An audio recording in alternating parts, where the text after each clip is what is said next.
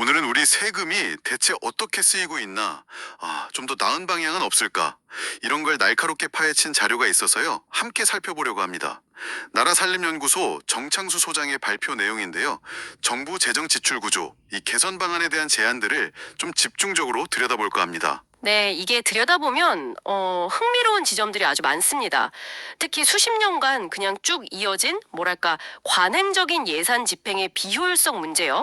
아니면 또 제대로 관리되지 않는 국가 자산 문제 같은 것들 이걸 구체적인 사례랑 같이 지적하고 또 대안까지 제시하고 있어서 주목할 만하죠. 맞아요.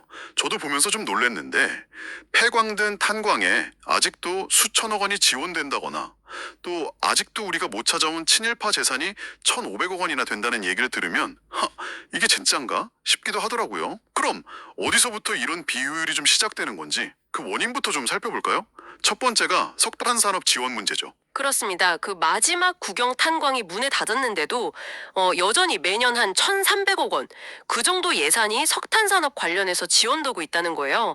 생산은 거의 없는데 예산은 뭐 예전 수준 그대로인 거죠. 일종의 예산 관성 문제라고나 할까요? 아니, 심지어 폐광을 해도 보조금을 주고 채굴을 해도 보조금을 준다고요? 그건 정말 뭐랄까 앞뒤가 안 맞는 정책 아닌가요? 네, 그래서 연구진은 이걸 악셀과 브레이크를 동시에 밟는 격이다. 이렇게 표현하더라고요. 수십 년간 이런 좀 모순적인 지원이 계속 있었다는 거죠. 결과적으로 보면 세금으로 오히려 비효율적인 연탄 사용을 계속 유지시키고 뭐 기후 위기 대응에도 역행하고 주민 건강까지 해칠 수 있다. 이런 비판입니다. 과거의 정책이 현재랑 너무 동떨어진 그런 대표적인 사례 같네요. 네, 그렇죠. 이런 예산 집행의 비효율, 이게 사회 간접 자본, 그 SOC 분야에서도 좀 나타나는 것 같아요. 예산은 따놨는데 실제로는 거의 집행이 안 되는 사업들, 이게 많다고요? 맞습니다. 한 2조 5천억 원 규모 사업들이 예시로 나왔는데요.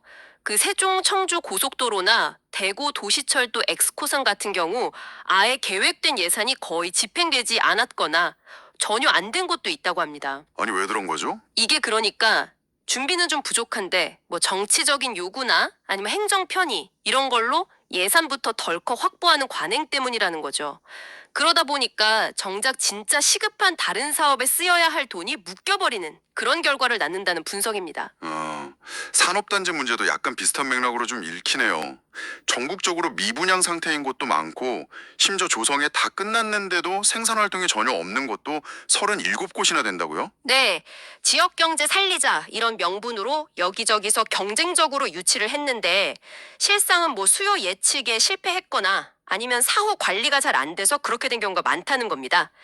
그래서 보고서는 신규 조성은 좀 신중하게 하고 기존에 있는 산단 활용도를 높이고 또 지역별로 특화 산업을 육성하고 승인할 때 가동률이나 뭐 인력, 에너지 대책 같은 걸 좀 더 엄격하게 따져야 한다 이렇게 제안합니다. 단순히 짓는 게 중요한 게 아니라 어떻게 운영할지가 더 문제다 이런 거군요. 네, 그렇죠. 그게 핵심이죠. 자, 그럼 예산 집행 문제를 넘어서 이번에는 국가 자산 관리 쪽 문제점을 좀 짚어보죠. 곧 광복절인데 아직도 국가로 귀속되지 못한 친일파 재산이 1,500억 원 규모나 된다는 사실. 이거 정말 충격적이네요. 네, 맞아요. 역대 정부들이 환수 노력을 좀 소극적으로 했다. 이런 평가가 있고요. 이 재산을 적극적으로 좀 찾아서 독립유공자 후손 지원 같은 데 써야 한다. 이런 주장이 나왔습니다. 이게 단순히 과거사 청산 이런 의미를 넘어서서 실제 재원 확보의 문제이기도 한 거죠. 대통령도 관심을 보였다고 하고요. 그렇군요. 또 다른 자산 관리 사례로 그 보훈처 소유의 88 골프장 이것도 언급됐어요. 현재 가치가 1조 원이 넘을 거로 추정되는데 이걸 왜 계속 정부 부처가 가지고 있냐 이런 의문이 제기됐습니다. 네, 뭐 연간 수익이 한 100억 원 정도 난다고는 하는데 차라리 그냥 매각해서 그 엄청난 돈으로 보훈 기금을 만드는 게 국가 유공자를 위해서 훨씬 더 효과적이지 않겠냐 이런 문제 제기입니다. 정부가 직접 골프장을 운영하는 게 과연 최선인가 이런 근본적인 질문을 던지는 거죠. 정부 입장은 뭐죠? 정부는 뭐 매각을 추진 중이다. 근데 잘 안 된다. 이런 입장인 것 같은데 글쎄요. 그 과정의 투명성이나 아니면 뭐 가격 문제 같은 다른 요인이 있는 건 아닌지 그런 의구심도 좀 제기되고 있습니다.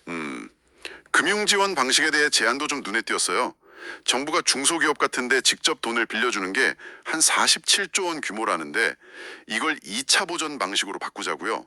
2차 보전, 이게 정확히 뭔가요? 아, 그건 은행에서 대출받으면 그 이자의 일부를 정부 예산으로 지원해주는 방식입니다. 그러니까 정부가 직접 큰 돈을 빌려주는 대신에 이자 부담을 덜어줘서 민간 금융을 활용하게 하자는 거죠. 연구진은 이 방식이 훨씬 적은 예산으로도 한 50배? 그 정도 더 큰 규모의 자금 공급 효과를 낼 수 있다. 이렇게 주장합니다. 재정 효율성 면에서는 꽤 매력적인 대안이죠. 물론 뭐 정부 입장에서는 직접 빌려주는 게 취약계층에게는 더 유리할 수도 있다. 이런 반론도 있긴 하군요. 네, 그렇죠. 정책 효과하고 효율성 사이에서 좀 균형점을 찾아야겠죠.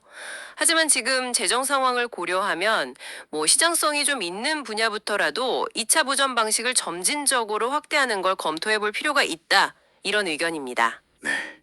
마지막으로 지방재정 관리 문제. 일부 지자체는 여윳돈을 수천억씩 쌓아두고도 또 수백억 빚을 내서 이자를 물고 있다. 이런 지적이 나왔어요. 이건 좀 어떻게 이해해야 할까요? 허허, 참. 재정 운영의 비효율성을 보여주는 아주 단적인 예죠.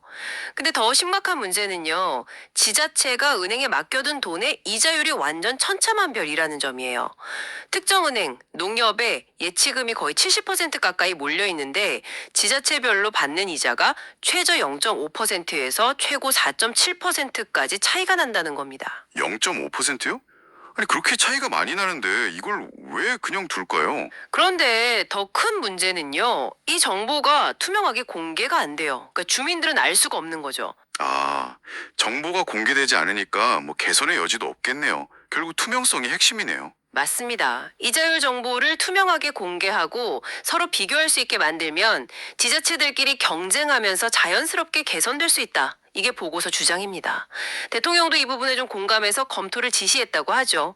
결국 정보 공개가 재정 효율성을 높이는 아주 중요한 열쇠가 될 수 있다. 이걸 보여주는 거죠. 네, 오늘 쭉 살펴본 내용들을 보면 뭔가 관통하는 키워드가 관행타파 그리고 투명성 확보 뭐 이런 것 같습니다.